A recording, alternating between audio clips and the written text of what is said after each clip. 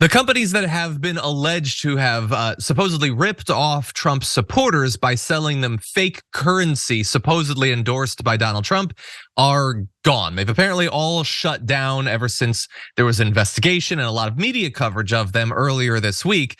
If you're not familiar with these companies though, there was always reason to be suspicious of these products. Take a look at an example of an advertisement for one of them.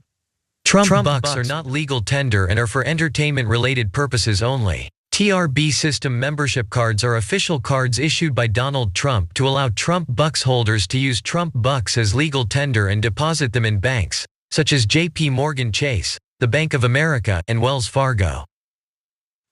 Okay, so that is, first of all, obviously not a human voice, which should be a little bit suspicious, but even when it's giving the caveat that it's not legal tender, they then, in their advertisements, these companies go on to say, well, no, but there's actually a lot of different ways in which this business might take it, or Donald Trump might set up a system where it becomes not only legal tender, but worth way more than you actually spent on it.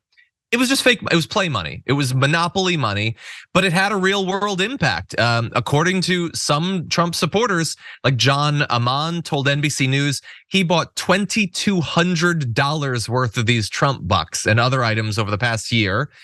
He tweeted out, TRB systems items, you got scammed if you purchased them. The vouchers, the DJT golden checks, DJT diamond checks, TRB golden, a lot of nonsense basically with the word diamond and the word gold, certainly no actual diamonds and no actual gold. They were grifted.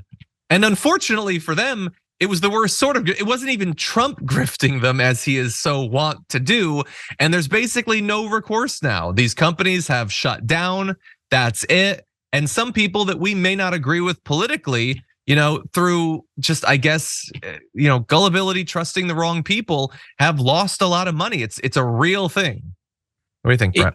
If it is the case that Bitcoin is a way to trick people who are moderately technologically savvy into giving you their money, then what obviously happened here is the same people like, well, we know people who are dupes.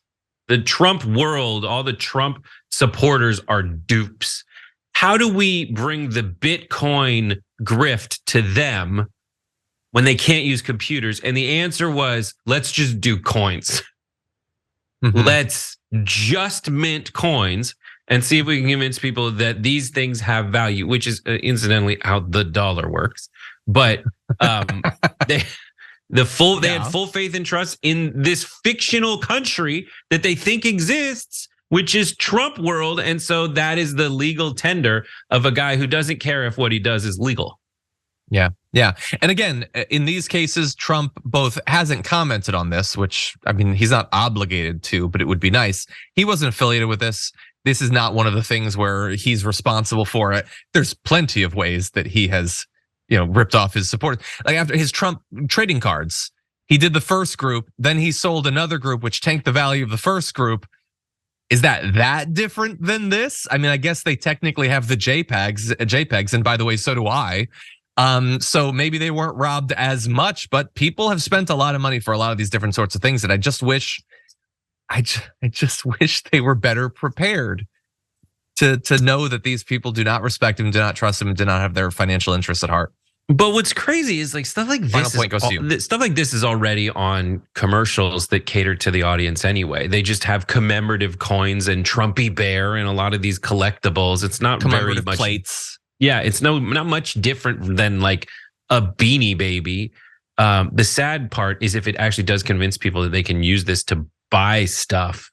And at that point, it's like, I just hope those folks get help because they're going to get swindled, if not by Trump, then by anyone. Some email thing that says like, I need you to wire me $10,000 so I can get out of here. Yeah.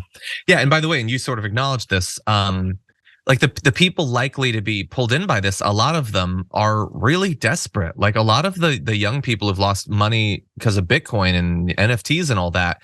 Like one of the reasons they're interested in these things is because they feel like the traditional avenues to financial success or stability have been walled off from them. In a lot of cases, they're not wrong. And so they get desperate. And so they trust the wrong people. They trust, these huge claims that are being made by people who are generally being paid off by the people minting these coins and NFTs and all that. And it sucks. It sucks.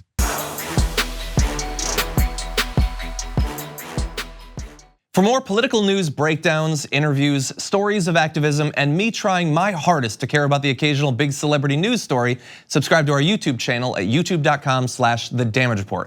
And you can ring the bell wherever it is so you don't miss anything.